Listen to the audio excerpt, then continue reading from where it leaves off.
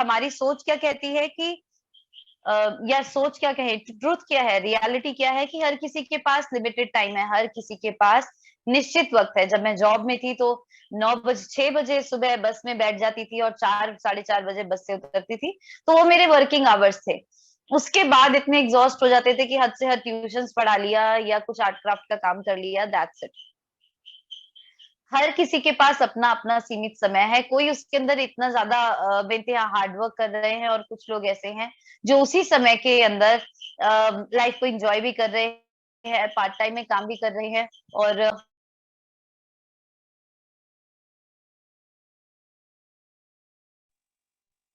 तो कुछ लोग ऐसे हैं जो उसके अंदर हार्ड वर्क कर रहे हैं, कुछ लोग ऐसे हैं जो उसमें स्मार्ट वर्क कर रहे हैं। समय उतना ही है, समय वही है।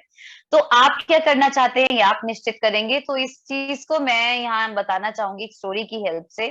आप सबने सुना होगा क्रूज के बारे में। जो क्रूज होते हैं, एक बहुत बड़ा सा जहाज होता है, उसमें इतने सारे लोग जाते हैं, जैसे हम लोग जाने वाले हैं यूरोपियन क्रूज पे। तो ऐसा ही एक बहुत बड़ा क्रूज था। हालांकि ये बात मैं उसकी नहीं कर रही हूँ, एक स्टोरी है। तो होता क्या है, वो रात को ट्रेवल करता है और सुबह किसी ना किसी पोर्ट पे किसी ना किसी जगह रुकता है, और वहां पे वो लोग घूमते फिरते हैं, शॉपिंग करते हैं, एंजॉय करते हैं, और वापस उसी शिप पर आ जाते हैं, और वो फिर आगे चलता है। अभी लोग कहीं पहुंचे, वो क्रूज जो था वो रुका, उसके बाद सब घूमने फिरने गए। जब वो लोग वापस आए और उन्होंने एक बटन प्रेस करते हैं और वो स्टार्ट हो जाता है। लेकिन उस दिन जब उन्होंने वो बटन प्रेस किया तो वो क्रूज स्टार्ट नहीं हुआ, वो शिप स्टार्ट नहीं हुआ।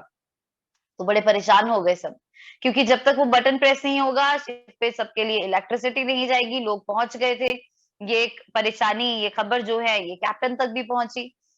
तो कैप्टन भी परेशान, उन्होंने सब जो अपने तरफ से एफर्ट्स कर सकते थे सब करके देख लिए, लेकिन शिप स्टार्ट ना हो। तो उन्होंने कहा कि ये एक पोर्ट है और यहाँ पे हजारों शिप्स आते होंगे, तो कोई ना कोई ऐसा एक्सपर्ट जरूर होगा जो इसको ठीक करने वाला भी होगा, मैकेनिक जिसे कहते हैं। तो उन्होंने कहा जाओ देखो और ढूंढ कर लाओ कि कोई भी ऐसा हो जो इसको ठीक कर पाए, कीमत कुछ भी हो, फीस कुछ भी बोले, डजेंट मैटर, आप बस उसको लेकर आओ कि वो आए और इसको ठीक कर दे, कि हम समय अनुसार अपने काम के लिए आगे पहुंच जाए, क्योंकि सारी चीजें टाइम से बनी होती हैं, प्लान होती हैं। उसने कहा जल्दी से बुलाकर लाओ किसी को। वो गए वहां, उन्होंने देखा, वहां उन्होंने ढूंढा, कोई मिल भी गया। और वो जिसको लेकर आए उसने कहा मैं इसे ठीक तो कर दूंगा, लेकिन मैं 5 लाख रुपए लूंगा। उस समय सब परेशान थे। कैप्टन ने कहा अरे आप इस चीज को छोड़ो, बस आप इसे ठीक कर दो, कोई चिंता नहीं है पैसे की, आप बस इसे ठीक कर दो। उनको लगा पता नहीं कितना बड़ा मैकेनिकल एरर होगा।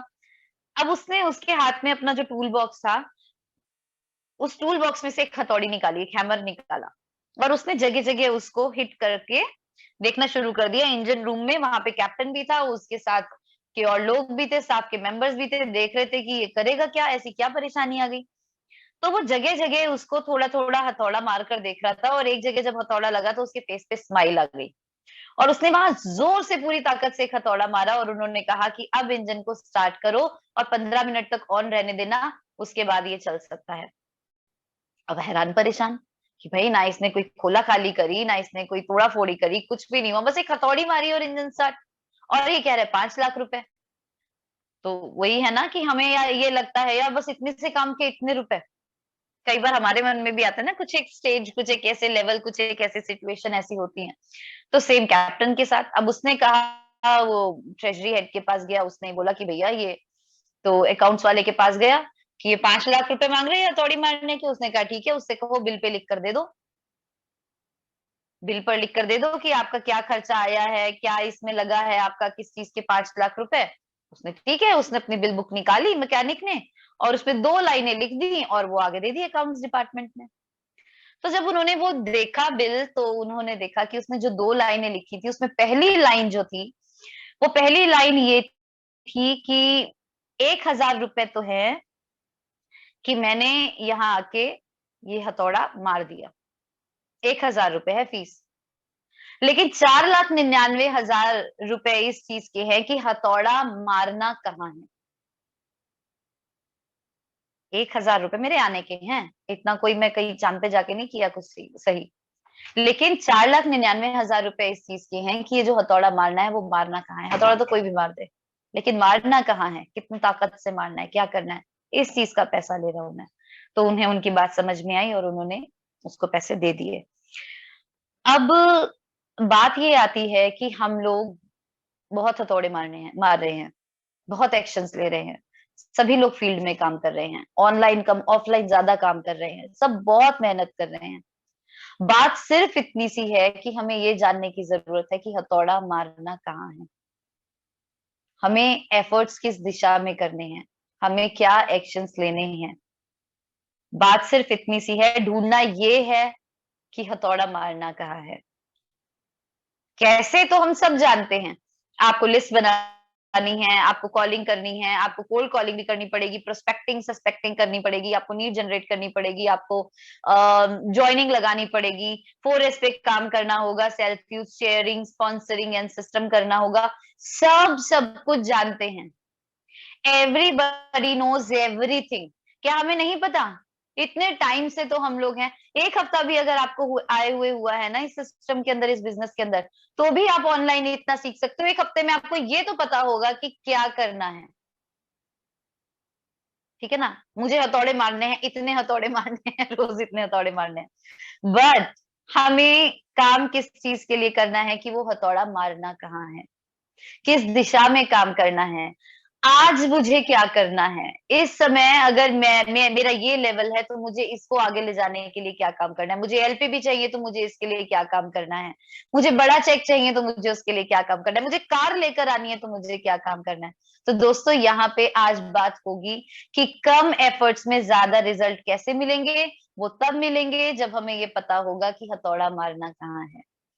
तो अगेन यहाँ पे जब इस टॉपिक को मैंने पढ़ा और सुना तो मैंने प्रीत जी से डिस्कस किया इसे, और मैंने उनसे पूछा, प्रीत ये एक्चुअली सच बताऊं मुझे नहीं समझ आया था, ये हथौड़ा मारना कहाँ है, क्या चीज है। तो अगेन मैंने कहा ना आपको कि मैं कहीं भी अटकती हूँ तो मेरे पास एटलीस्ट आई एम ब्लेस्ड कि हाँ प्रीत है और मैं कोई भी चीज उनसे डिस्कस जरूर करती हूँ। तो फिर मैंने उनसे पूछा कि प्रीत, मुझे ये तो पता चल गया कहानी से कि बहुत सारी चीजें हैं जो हमें पता है, लेकिन ये हथौड़ा मारना कहाँ है कैसे आइडेंटिफाई करें। तो प्रीत ने एक सिंपल सा वन लाइनर आंसर दिया, वही मैं आपको बताऊंगी, क्योंकि किताबी ज्ञान बहुत अच्छी बात है, किताबें आपको बहुत कुछ सिखाती हैं, लेकिन प्रैक्टिकलिटी जो है वो बहुत कुछ कर जाती है। तो प्रीत जी ने मुझे कहा, Amrita this is one liner answer, generate the need. Need generate करोगे तो पता चल जाएगा हथौड़ा मारना कहाँ है। किसी के घुटनों में दर्द है और आप उसको कहो आप अपनी स्किन ब्यूटीफाई कर सकते हो, तो वो क्या कहेगा या कहेगी कि इसको चमका के क्या करूंगी जो मेरे से चला नहीं जा रहा। तो किसी के पास बहुत सारे पैसे और आप उसको कहो आप डायरेक्टर बन के 5,000 रुपए कमा सकोगे, दिमाग खराब है। मैं नॉर्मल राशन या कुरियर से नहीं, मैं क्यों मथा मारूंगी इसके अंदर, 20 लोगों की टीम बना और ये वो। कोई मान सम्मान का भूखा है और आप उसको ये कहे जा रहे हो कि सामान खरीद लो, सामान खरीद लो, सामान खरीद लिया, पहचान कहाँ है। तो बात सारी है नीड जनरेट करना। दूसरी बात जो प्रीत ने कही, मैं पहले आपको वो बताऊंगी जो प्रीत ने मुझे बताया, फिर वो बताऊंगी जो पॉइंटर्स जो मैंने तैयार किए हैं। दूसरी बात उन्होंने कही कि अमृता, लोग ज्वाइन तो कर लेते हैं लेकिन उसके बाद पूरी जानकारी नहीं देते। हथौड़ा मारना वहां है कि अगर आपने किसी को ज्वाइन कराया है तो उसके साथ ज्यादा जरूरी ये बात भी है कि उसको पूरी जानकारी दीजिए, उनको प्रोडक्ट की वैरायटी और कैटेगरीज के बारे में बताइए, उनको ये जरूर बताइए कि ऑफिसेस कहाँ हैं, सामान कहाँ मिलेगा, क्या कहाँ जाकर आप प्रोडक्ट्स मंगा सकते हैं, ऑनलाइन कैसे कर सकते हैं, ग्रुप ऑर्डर कैसे कर सकते हैं, कोरियर कैसे कर सकते हैं। हथौड़ा मारना वहां है जो लोग नहीं निकल पा रहे, जिनकी होम सर्विसेज के पीछे हम लोग पड़े हुए हैं। हमने शायद लोगों को बताया ही नहीं कि हफ्ते में एक दिन फरीदाबाद और एक दिन राजौरी में वीकली सिस्टम है। एक बार जरूर आइए, यकीन मानिए, 2 बार अगर कोई सिस्टम में जाके लगातार हर हफ्ते बैठ गया, वो चस्का है, ऑफिस एक चस्का है। और आपने हमेशा ये नोटिस किया होगा, अगर मेरे साथ कोई भी नया बंदा अगर किसी मीटिंग में जाता है, मैं उसको बहुत बड़ा कर देती हूँ, मैं उसको जरूर मौका देती हूँ स्टेज पे जाए। शुरुआत में हमारी एक कंसल्टेंट हैं वैशाली कालरा जी, उनको 2 दिन हुए थे ऑफिस जाते हुए, 2 दिन। और मैंने उनके लिए अपने चैंपियन की, अपनी लीडर की हाइप बनाना जरूरी है। मुझे अच्छे से याद है कि वो मीटिंग थी रूपा चैटर्जी की, और वैशाली जी ने शुरुआत में ही अपना विजन क्लियर कर लिया था। उन्होंने सिर्फ ये क्लियर किया था मुझे यूरोपियन क्रूज जाना है और इसके लिए मैं कुछ भी मेहनत करने को तैयार हूँ। मैंने इस ही स्टेटमेंट को बड़ा कर दिया। कैसा लगा उन्हें? उन्हें खुशी हुई, उन्हें स्टेज पे आने का मौका मिला। और स्टेज पे आने का जब मौका मिला तो वो चस्का लग गया। आपको बताना चाहूंगी, मुझे पता भी नहीं था कब उन्होंने सर्टिफाइड अर्बन कलर की ट्रेनिंग ले ली। सुनीता गुप्ता जी बहुत बहुत ये सोचते थे कि किस तरीके से मैं सेल्फ मोड पे बिजनेस कर सकूं, तो उनको एक ही बात कही गई, ऑफिस जाइए। और ऑफिस से ही उन्होंने बिजनेस इतना बड़ा करा, मात्र 1 साल के अंदर प्लेटिनम करके कार ले आई थी। अनुराधा जी की बात करें अगर, यहाँ पे Amanpreet is a very big role model for many. अपनी आइडेंटिटी उन्होंने बनाई, आज ऑफिस का एक एक स्टाफ उन्हें जानता है। तो आपको अपनी आइडेंटिटी बनानी है, ऑफिस में जाइए, ऑफिस में बैठिए, स्टेज पे जाइए, और अगर आप अपने नए लोगों को भी लेकर जा रहे हैं, अपनी टीम को बड़ा कीजिए। प्रीत और अमृता के साथ एक बात और बता दूं मैं, बड़ी बात ये नहीं है कि हम दोनों का नाम है, बड़ी बात ये है आज हमारी टीम के लीडर्स नाम से जाने जाते हैं। मुझे बहुत खुशी होती है जब कुलदीप सर जैसे ग्रेट पर्सनैलिटी को भी हमारी टीम के बंदों के नाम पता है। It's really an honour. मुझे बहुत खुशी होती है जब सारिका मैम का मैसेज आता है कि अमृता इस लीडर का वीडियो भेजो, बड़ा अच्छा लग रहा है। संजना जी कितने स्माइल के साथ वीडियो बनाते हैं, वो भेजो। अमनप्रीत क्या चटर पटर कॉन्फिडेंस के साथ चीजों के बारे में बताती है, उसका वीडियो भेजो। उन लीडर्स के स्टेटस पे वो फोटोज देख के अच्छा लगता है। So raise your confidence, need generate कीजिए। किसी की भी नीड कुछ भी हो सकती है, वहां मारना है हथौड़ा। सिस्टम को हम सब जानते हैं, लेकिन जानते ही हैं, मानते नहीं हैं। बहुत सुना है बहुत सारे लोगों से कि हम लोग चाहते